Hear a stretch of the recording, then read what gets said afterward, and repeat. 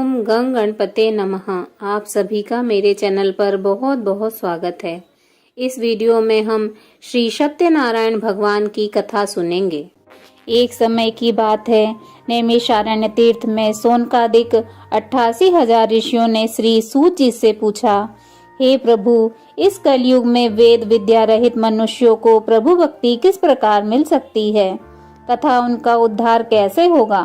हे मुनि श्रेष्ठ, कोई ऐसा तप बताइए जिससे थोड़े समय में ही पुण्य मिले और मनवांछित फल भी मिल जाए। इस प्रकार की कथा सुनने की हम इच्छा रखते हैं। सर्वशास्त्रों के ज्ञाता सूत जी बोले, हे वैष्णव में पूज्य, आप सभी ने प्राणियों के हित की बात पूछी है, इसलिए मैं एक ऐसे श्रेष्ठ व्रत को आप लोगों को बताऊंगा जिसे नारद जी ने श्री लक्ष्मी नारायण जी से पूछा था और लक्ष्मीपति ने मुनि श्रेष्ठ नारद जी से कहा था। आप सभी से ध्यान से सुनिए। एक समय की बात है, योगी राज नारद जी दूसरों के हित की इच्छा लिए अनेकों लोकों में घूमते हुए मृत्यु लोक में आ पहुँचे। यहाँ उन्होंने अनेक योनियों में जन्मे प्रायः सभी मनुष्यों को अपने कर्मों द्वारा अनेकों दुखों से पीड़ित देखा। उनका दुख देखकर नारद जी सोचने लगे कि कैसा यत्न किया जाए जिसके करने से निश्चित रूप से मानव के दुखों का अंत हो जाए। इसी विचार पर मनन करते हुए वह विष्णु लोक में गए। वहां वह देवों के ईश भगवान श्री नारायण की स्तुति करने लगे, जिनके हाथों में शंख चक्र गदा और पद्म थे, गले में वरमाला पहने हुए थे। स्तुति करते हुए नारद जी बोले, हे भगवान, आप अत्यंत शक्ति से संपन्न हैं। मन तथा वाणी भी आपको नहीं पा सकती। आपका आदि मध्य तथा अंत नहीं है। निर्गुण स्वरूप सृष्टि के कारण भक्तों के दुख को दूर करने वाले आपको मेरा नमस्कार है। नारद जी की स्तुति सुनकर श्री हरि विष्णु जी बोले, हे मुनि श्रेष्ठ, आपके मन में क्या बात है? आप किस काम के लिए मेरे पास पधारे हैं? उसे निसंकोच कहिए। इस पर नारद मुनि बोले कि मृत्यु लोक में अनेक योनियों में जन्मे मनुष्य अपने कर्मों के द्वारा अनेक दुखों से दुखी हो रहे हैं। हे नाथ, आप मुझ पर दया रखते हैं तो बताइए कि वो मनुष्य थोड़े प्रयास से ही अपने दुखों से कैसे छुटकारा पा सकते हैं। श्री हरि विष्णु जी बोले, हे नारद, मनुष्यों की भलाई के लिए तुमने बहुत अच्छी बात पूछी है। जिसके करने से मनुष्य मोह से छूट जाता है, वह बात मैं कहता हूँ, उसे सुनो। स्वर्ग लोक व मृत्यु लोक दोनों में एक दुर्लभ उत्तम व्रत है जो पुण्य देने वाला है। आज प्रेम वश होकर मैं उसे तुमसे कहता हूँ। श्री सत्यनारायण भगवान का यह व्रत अच्छी तरह विधान पूर्वक करके मनुष्य तुरंत ही यहाँ सुख भोग कर मरने के उपरांत मोक्ष प्राप्त करता है। श्री हरि के वचन सुनकर नारद जी बोले कि उस उत्तम व्रत का फल क्या है और उसका विधान क्या है? यह व्रत किसने किया था? इस व्रत को किस दिन करना चाहिए? सभी कुछ विस्तार से बताइए। नारद जी की बात सुनकर श्री हरि बोले, दुख व शोक को दूर करने वाला यह व्रत सभी स्थानों पर विजय दिलाने वाला है। मानव को भक्ति व श्रद्धा के साथ शाम को श्री सत्यनारायण भगवान की पूजा धर्म परायण होकर ब्राह्मणों व बंधुओं के साथ करनी चाहिए। भक्ति भाव से ही नैवेद्य, केले का फल, घी, दूध और गेहूं का आटा सवाया लें। गेहूं के स्थान पर साठी का आटा, शक्कर तथा गुड़ लेकर वह सभी भक्षण योग्य पदार्थों को मिलाकर भगवान को भोग लगाएं। ब्राह्मणों सहित बंधु बांधवों को भी भोजन कराएं। उसके बाद स्वयं भोजन करें। भजन कीर्तन के साथ भगवान की भक्ति में लीन हो जाएं। इस तरह से ही सत्यनारायण भगवान का यह व्रत करने पर मनुष्य की सारी इच्छाएं निश्चित रूप से पूर्ण होती हैं। इस कलिकाल अर्थात कलयुग में मृत्यु लोक में मोक्ष का यही एक सरल उपाय बताया गया है। इति श्री सत्यनारायण व्रत कथा का प्रथम अध्याय संपूर्ण। बोलिए श्री सत्यनारायण भगवान की जय। श्री सत्यनारायण भगवान की कथा का द्वितीय अध्याय। श्री सूत जी बोले, हे ऋषियों, जिसने पहले समय में इस व्रत को किया था उसका इतिहास कहता हूँ, ध्यान से सुनो। सुंदर काशीपुरी नगरी में एक अत्यंत निर्धन ब्राह्मण रहता था। भूख प्यास से परेशान वह धरती पर घूमता रहता था। ब्राह्मणों से प्रेम करने वाले भगवान ने एक दिन ब्राह्मण का वेश धारण कर उसके पास जाकर पूछा, हे विप्र, नित्य दुखी होकर तुम पृथ्वी पर क्यों घूमते हो? दीन ब्राह्मण बोला, मैं निर्धन ब्राह्मण हूँ, भिक्षा के लिए धरती पर घूमता हूँ। हे भगवान, यदि आप इसका कोई उपाय जानते हो तो बताइए। वृद्ध ब्राह्मण कहता है कि श्री सत्यनारायण भगवान मनोवांछित फल देने वाले हैं, इसलिए तुम उनका पूजन करो। इसे करने से मनुष्य सभी दुखों से मुक्त हो जाता है। वृद्ध ब्राह्मण बनकर आए श्री सत्यनारायण भगवान उस निर्धन ब्राह्मण को व्रत का सारा विधान बताकर अंतर्ध्यान हो गए। ब्राह्मण मन ही मन सोचने लगा कि जिस व्रत को वृद्ध ब्राह्मण करने को कह गया है, मैं उसे जरूर करूंगा। यह निश्चय करने के बाद उसे रात में नींद नहीं आई। वह सवेरे उठकर सत्यनारायण भगवान के व्रत का निश्चय कर भिक्षा के लिए चला गया। उस दिन निर्धन ब्राह्मण को भिक्षा में बहुत सा धन मिला, जिससे उसने बंधु बांधवों के साथ मिलकर श्री सत्यनारायण भगवान का व्रत संपन्न किया। भगवान श्री सत्यनारायण का व्रत संपन्न करने के बाद वह निर्धन ब्राह्मण सभी दुखों से छूट गया और अनेक प्रकार की संपत्तियों से युक्त हो गया। उसी समय से यह ब्राह्मण हर माह इसी व्रत को करने लगा। इस तरह से श्री सत्यनारायण भगवान के व्रत को जो मनुष्य करेगा वह सभी प्रकार के पापों से छूटकर मोक्ष को प्राप्त होगा। जो मनुष्य इस व्रत को करता है वह सभी दुखों से मुक्त हो जाता है। सूत जी बोले कि इस तरह से नारद जी से नारायण जी का कहा हुआ श्री सत्यनारायण व्रत को मैंने तुमसे कहा है। हे विप्रो, मैं अब और क्या कहूँ? ऋषि बोले, हे मुनिवर, संसार में उस विप्र से सुनकर और किस किस ने इस व्रत को किया है, हम सब इस बात को सुनना चाहते हैं। इसके लिए हमारे मन में श्रद्धा का भाव है। सूत जी बोले, हे मुनियों, जिस जिसने इस व्रत को किया है वह सब सुनो। एक समय वही विप्र धन व ऐश्वर्य के अनुसार अपने बंधु बांधवों के साथ इस व्रत को करने को तैयार हुआ। उसी समय एक लकड़ी बेचने वाला बूढ़ा आदमी आया और लकड़ियां बाहर रखकर अंदर ब्राह्मण के घर में गया। प्यास से दुखी वह लकड़हारा उनको व्रत करते देख विप्र को नमस्कार कर पूछने लगा कि आप यह क्या कर रहे हैं तथा इसे करने से क्या फल मिलेगा, कृपया मुझे भी बताइए। ब्राह्मण ने कहा कि सब मनोकामनाओं को पूरा करने वाला यह श्री सत्यनारायण भगवान का व्रत है। इनकी कृपा से ही मेरे घर में धन धान्य आदि की वृद्धि हुई है। विप्र से श्री सत्यनारायण व्रत के बारे में जानकर लकड़हारा बहुत प्रसन्न हुआ।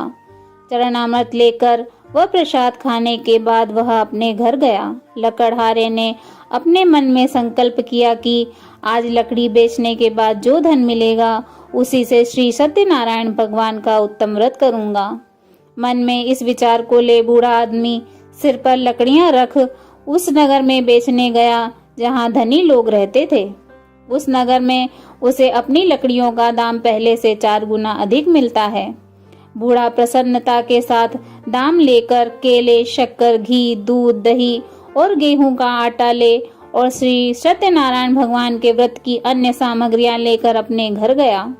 वहां उसने अपने बंधु बांधवों को बुलाकर विधि विधान से श्री सत्यनारायण भगवान का पूजन और व्रत किया। व्रत के प्रभाव से वह बूढ़ा लकड़हारा धन, पुत्र आदि से युक्त होकर संसार के समस्त सुखों को भोग अंतकाल में बैकुंठ धाम चला गया। इति श्री सत्यनारायण व्रत कथा का 2वां अध्याय संपूर्ण। बोलिए श्री सत्यनारायण भगवान की जय। सत्यनारायण व्रत कथा 3वां अध्याय। सूत जी बोले, हे श्रेष्ठ मुनियों, अब आगे की कथा कहता हूँ। पहले समय में उल्कामुख नामक एक बुद्धिमान राजा था। वह सत्यवक्ता और जितेंद्रिय था। प्रतिदिन देव स्थानों पर जाता और निर्धनों को धन देकर उनके कष्ट दूर करता था। उसकी पत्नी कमल के समान मुख वाली तथा सती साध्वी थी। भद्रशिला नदी के तट पर उन दोनों ने श्री सत्यनारायण भगवान का व्रत किया। उसी समय साधु नाम का एक वैश्य आया। उसके पास व्यापार करने के लिए बहुत सा धन भी था। राजा को व्रत करते देखकर वह विनय के साथ पूछने लगा, हे राजन, भक्तिभाव से पूर्ण होकर आप यह क्या कर रहे हैं? मैं सुनने की इच्छा रखता हूँ, तो आप मुझे बताएं। राजा बोला, हे साधु, अपने बंधु बांधवों के साथ पुत्र आदि की प्राप्ति के लिए एक महान शक्तिमान श्री सत्यनारायण भगवान का व्रत व पूजन कर रहा हूँ। राजा के वचन सुन साधु आदर से बोला, हे राजन, मुझे इस व्रत का सारा विधान कहिए। आपके कथनानुसार मैं भी इस व्रत को करूँगा।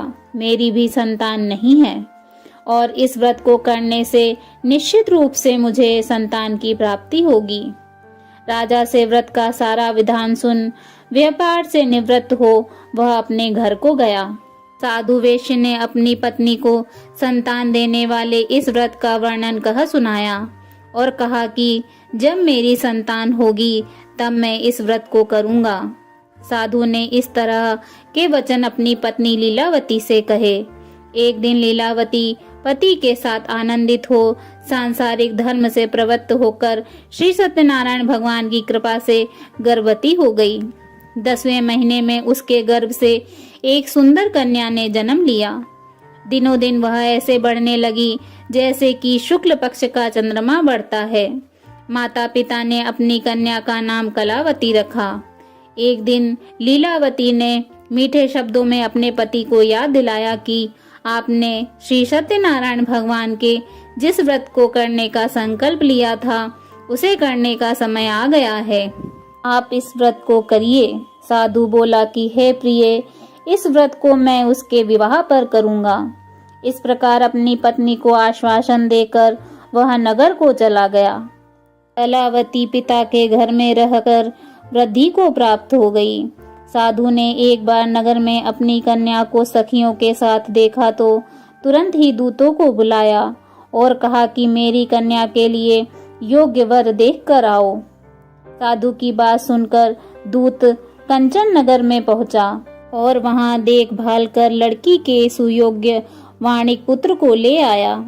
सुयोग्य लड़के को देख साधु ने बंधु बांधवों को बुलाकर अपनी पुत्री का विवाह कर दिया।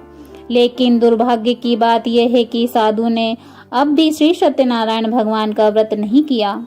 इस पर श्री भगवान क्रोधित हो गए और श्राप दिया कि साधु को अत्यधिक दुख मिले। अपने कार्य में कुशल साधु बनिया जमाई को लेकर समुद्र के पास स्थित होकर रत्नासारपुर नगर में गया। वहां जाकर दामाद ससुर दोनों मिलकर चंद्रकेतु राजा के नगर में व्यापार करने लगे। एक दिन भगवान श्री सत्यनारायण की माया से एक चोर राजा का धन चुराकर भाग रहा था। उसने राजा के सिपाहियों को अपना पीछा करते देख चुराया हुआ धन वहां रख दिया जहां साधु अपने जमाई के साथ ठहरा हुआ था। राजा के सिपाहियों ने साधु वैश्य के पास राजा का धन पड़ा देखा तो वह ससुर जमाई दोनों को बांधकर प्रसन्नता से राजा के पास ले गए और कहा कि उन दोनों चोरों को हम पकड़ लाए हैं, आप आगे की कार्रवाई की आज्ञा दें। राजा की आज्ञा से उन दोनों को कठिन कारावास में डाल दिया गया और उनका सारा धन भी उनसे छीन लिया गया। श्री सत्यनारायण भगवान के श्राप से साधु की पत्नी भी बहुत दुखी हुई। घर में जो धन था उसे चोर चुरा ले गए। शारीरिक तथा मानसिक पीड़ा व भूख प्यास से अति दुखी हो अन्न की चिंता में कलावती एक ब्राह्मण के घर गई। वहां उसने श्री सत्यनारायण भगवान का व्रत होते देखा। फिर कथा भी सुनी। वह प्रसाद ग्रहण कर वह रात को घर वापस आई। माता ने कलावती से पूछा कि हे पुत्री, अब तक तुम कहाँ थी? तेरे मन में क्या है? कलावती ने अपनी माता से कहा, हे माता, मैंने एक ब्राह्मण के घर में श्री सत्यनारायण भगवान का व्रत देखा है। कन्या के वचन सुन लीलावती भगवान के पूजन की तैयारी करने लगी। लीलावती ने परिवार व बंधुओं सहित श्री सत्यनारायण भगवान का पूजन किया और उनसे वर मांगा कि मेरे पति तथा जमाई शीघ्र घर आ जाएं। साथ ही यह भी प्रार्थना करी कि हे प्रभु, हमारा सब अपराध क्षमा करें। श्री सत्यनारायण भगवान इस व्रत से संतुष्ट हो गए और राजा चंद्रकेतु को सपने में दर्शन दे कहा कि हे राजन, तुम उन दोनों वेश्यों को छोड़ दो और तुमने उनका जो धन लिया है उसे वापस कर दो। अगर ऐसा नहीं किया तो मैं तुम्हारा धन, राज्य व संतान सभी को नष्ट कर दूंगा। राजा को यह सब कहकर वह अंतर्ध्यान हो गए। प्रातः काल सभा में राजा ने अपना सपना सुनाया। फिर बोले कि वाणिक पुत्रों को कैद से मुक्त कर सभा में लाओ। दोनों ने आते ही राजा को प्रणाम किया। राजा मीठी वाणी में बोला, हे महानुभाव, भाग्यवश ऐसा कठिन दुख तुम्हें प्राप्त हुआ है, लेकिन अब तुम्हें कोई भय नहीं है। ऐसा कह राजा ने उन दोनों को नए वस्त्राभूषण भी पहनाए और जितना धन उनका लिया था उससे दुगना धन उनको वापस कर दिया। दोनों वैश्य अपने घर को चल दिए। इति श्री सत्यनारायण व्रत कथा का 3य अध्याय संपूर्ण। बोलिए श्री सत्यनारायण भगवान की जय। इस सत्यनारायण कथा 4th अध्याय। श्री सूत जी बोले, वैश्य ने मंगलाचार कर अपनी यात्रा आरंभ की और अपने नगर की ओर चल दिया।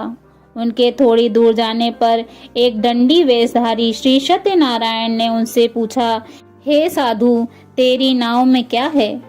अभिवाणी वाणिक हंसता हुआ बोला, हे दंडी, आप क्यों पूछते हो?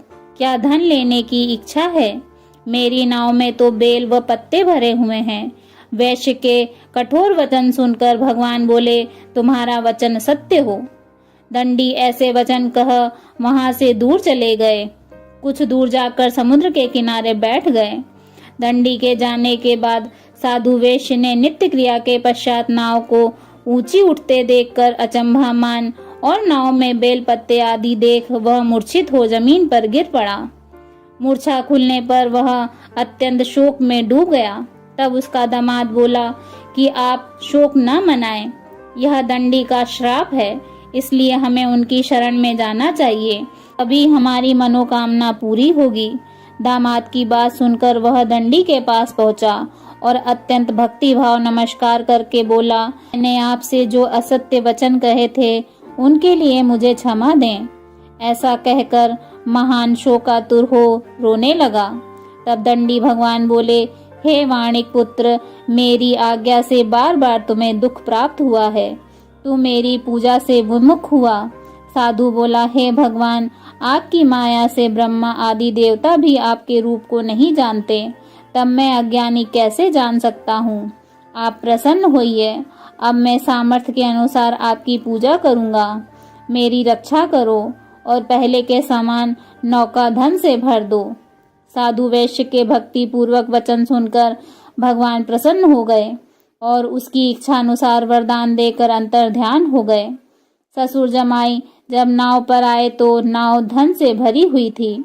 फिर वही अपने अन्य साथियों के साथ श्री सत्यनारायण भगवान का पूजन कर अपने नगर को चल दिए। जब नगर के नजदीक पहुंचे तो दूत को घर पर खबर देने के लिए भेज दिया। दूत साधु की पत्नी को प्रणाम कर कहता है कि मालिक अपने दामाद सहित नगर के निकट आ गए हैं।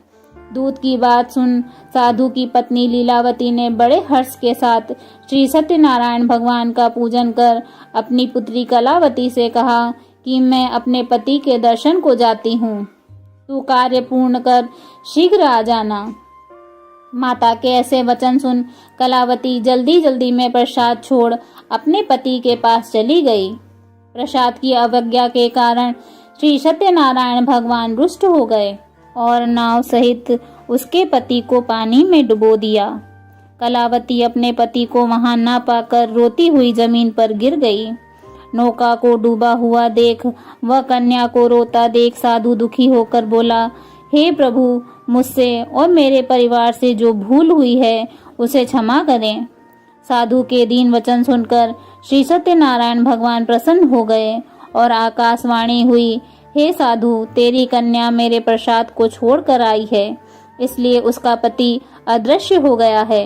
यदि वह घर जाकर प्रसाद खाकर लौटती है तो इसे उसका पति अवश्य मिलेगा।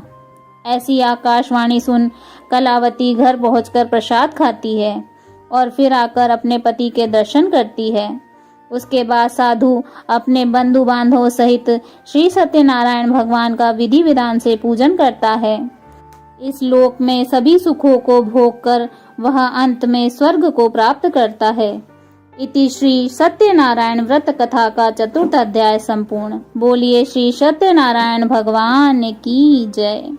श्री सत्यनारायण भगवान की कथा का पंचम अध्याय।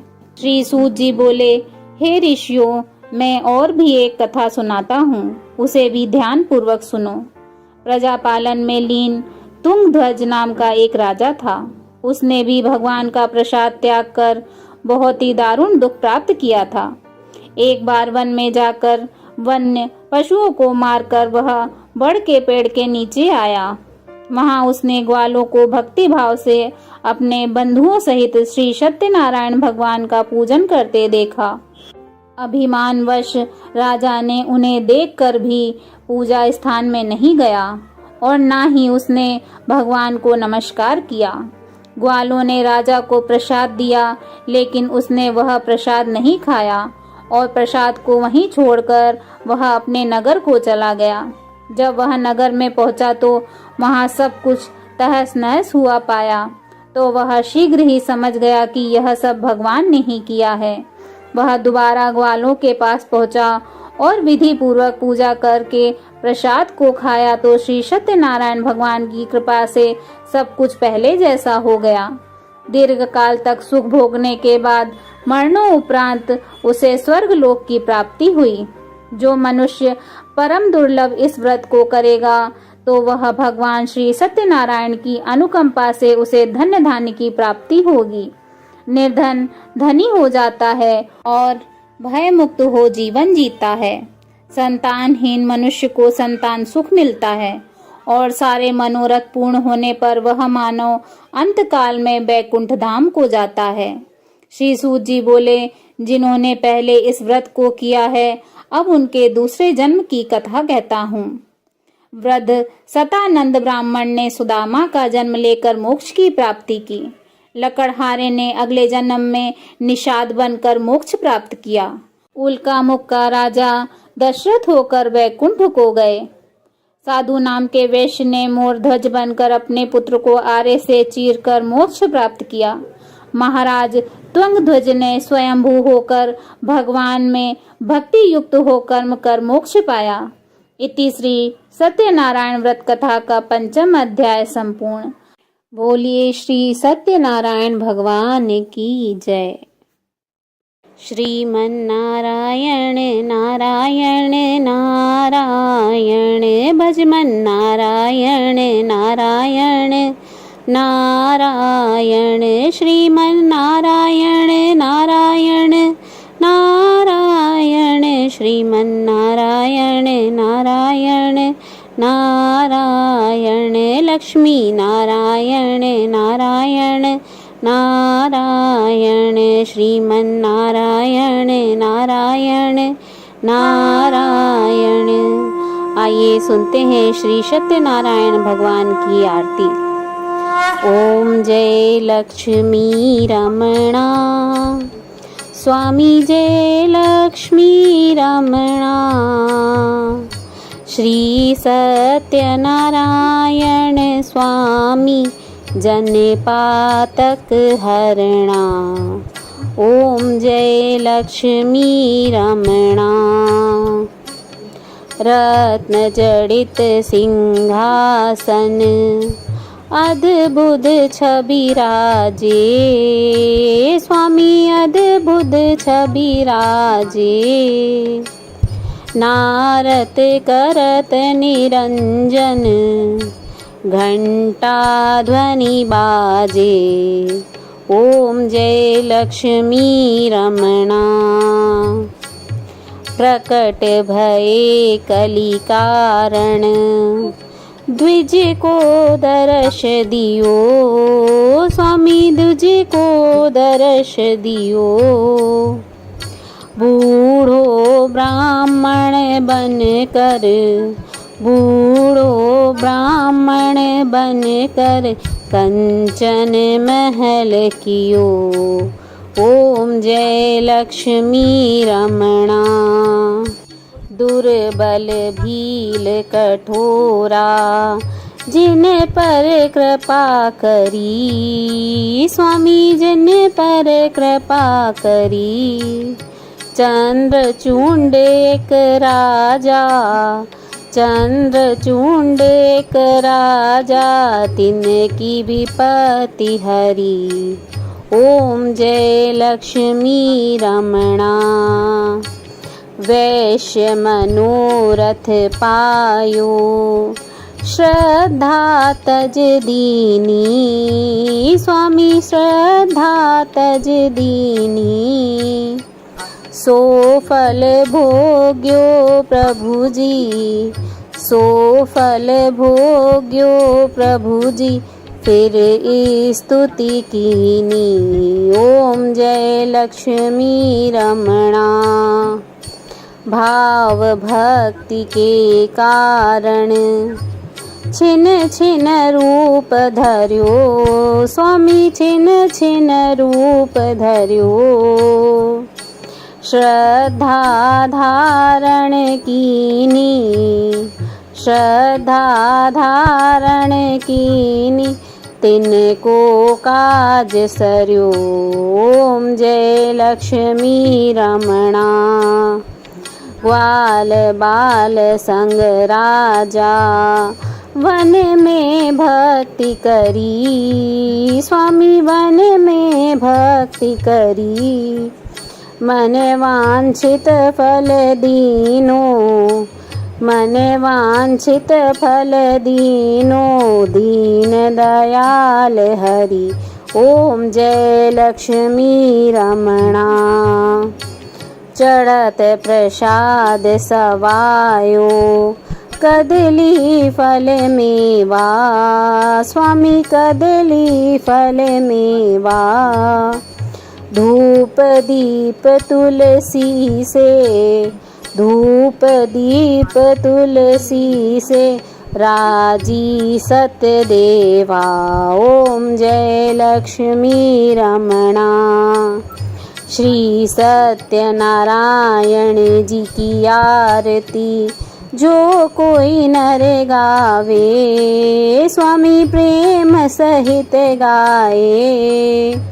रिद्धि सिद्धि सुख संपत्ति सहज रूप पाए। ओम जय लक्ष्मी रमणा।